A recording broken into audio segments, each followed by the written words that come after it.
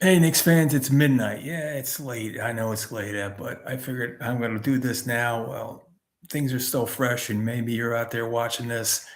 What a game. And like I said, you may never see this again in your lifetime. Be lucky that you saw it. You didn't turn off the TV set, you didn't go watch something else.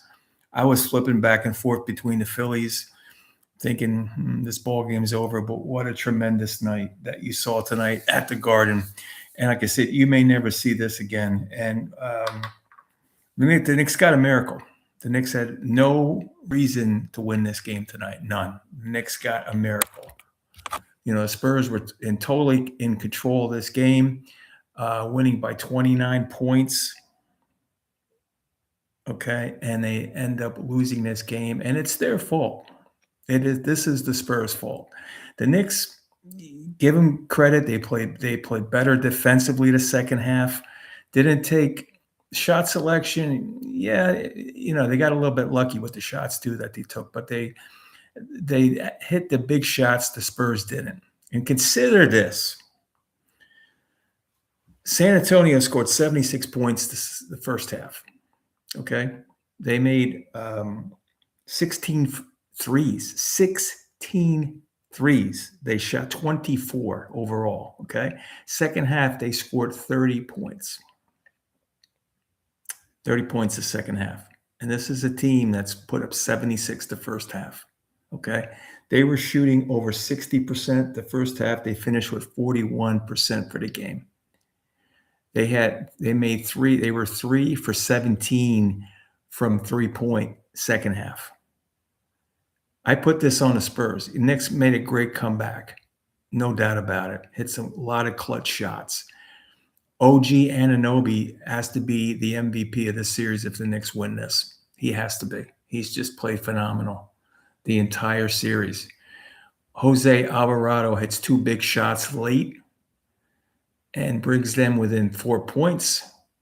But, it was OG tonight, Captain Clutch, Brunson. Still not shooting the ball the way he should, but he ends up with 36. OG has 33, and they have 107 as a total. You have 2 guys that are combined for 99 points on the Knicks, okay? Karl Anthony Towns gets in foul trouble early. Questionable call in that second foul. Wemby had his arm wrapped around him, and Towns is driving toward the basket. Very questionable call, okay? But the refs made sure tonight that they didn't have – the Knicks were at the foul line a lot more times than the Spurs were, okay? Spurs were only at the foul line 6 times in the first half. Okay, so that – there wasn't that imbalance tonight that there was in the previous game with the foul shooting. But again, this falls on the Spurs. The shot selection the second half, the fact that they threw up too many threes, I thought. They didn't drive to the basket. The Knicks, again, moving the ball. They got the big shots down the stretch. And the Spurs down the stretch, not a good shot selection. San Antonio just kind of sat on this the second half. And, when you get the big lead, this even goes back to to high school days. When you get the big lead, you want to probably sit on the ball a little bit. The thing that they didn't do at the end, they have a 1-point lead. Fox brings the ball down, okay? Instead of dribbling the clock out, passing around, making the Knicks foul them, what happens? He puts up a shot. They could have ran out the clock. They could have literally probably ran out the clock. Get the Knicks to foul them when they have the ball. They have the lead. What are they doing? What is he doing shooting? And I was just watching this game, and I thought to myself, boy, the Spurs look like they're just crumbling here. They were such in command and just throwing up a lot of lousy shots the second half. Lousy shots. But I'm going to give the Knicks credit. They found that magic. They got the moxie back now. A lot of momentum going into a hostile environment Saturday night in San Antonio. That will not be easy. I'm still saying like Knicks in 6, and they would love to win this at the Garden on Tuesday night. They're going to have a tough one, but when you're up 3-1, you want to close it out. And I'm sure they're going to go in. They're going into San Antonio with that mindset of trying to close this out. The Knicks got to clean up a lot. The San Antonio has to clean up even more. Even more, okay? This, again, falls back, I think, on Mitch Johnson, again, the coach. What does he do in the second half? And I'm thinking, too, they had the ball, they're in this tight ball game. He finally calls a timeout late in the game. And I'm saying, where's the timeout to settle the team down and set something up? And he's just letting them drive down the court and throwing up these shots. This falls on Mitch Johnson here for not doing the things he should have done down the stretch. The Spurs didn't have to take all kind of wild shots, wild threes, these long-range jump shots. Wemby scores 8 points the second half. And again, he's out on the perimeter and late in the game. He's trying to fight to get possession and get inside. He couldn't. He has to get inside. He has to get inside down the stretch. Okay? He has to get inside down the stretch. They don't get the ball to him for that last shot. But, it was a collapse on San Antonio offensively. Defensively, yeah, I think the fact that they took bad shots led to more Knick opportunities.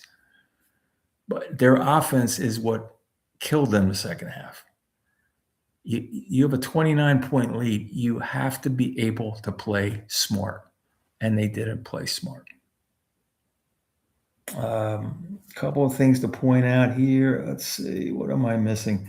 One thing, and I heard Mike Francesa bring this up, and I had this book. Bill Bradley wrote a book, A Sense of Where You Are. And when I coached high school basketball, I always incorporated this.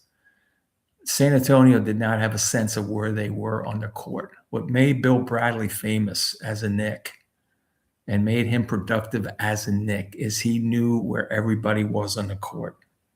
And if you're a basketball player, middle school, high school, college, pro, you have to know where everybody is on the court.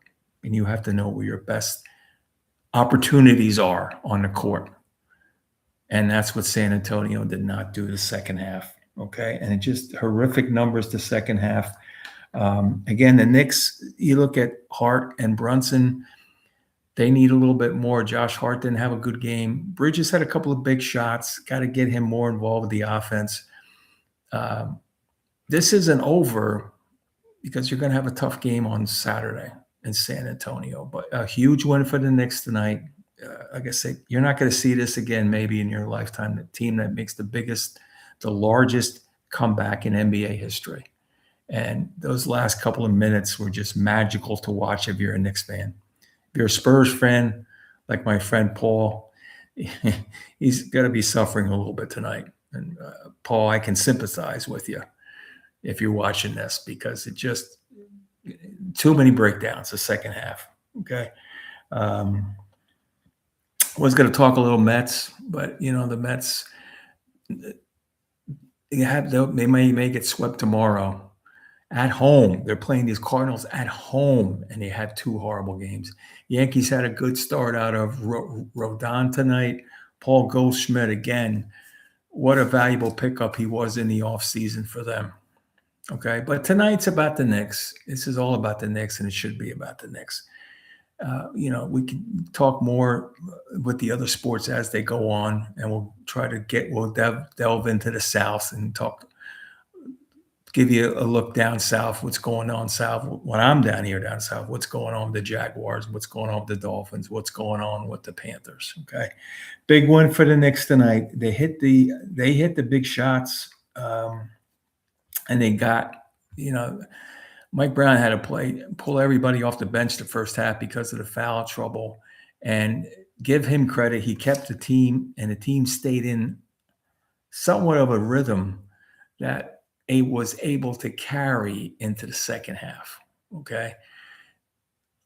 It's valuable in this when you're at this point of the season in the finals, when you can give guys who are deep in the bench, give them some valuable minutes, because now he knows he can throw those guys into those situations the next game. And now we're just playing game by game by game.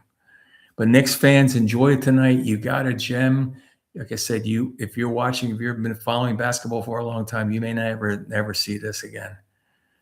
It's still a physical series. It's still a good series. We'll see what happens on Saturday night in San Antonio. Come back tomorrow if we can, and we'll talk a little bit more about what else is going on. Remember, just take it easy out there, guys. Enjoy your Knick victory, and I'll talk to you again soon. Take care.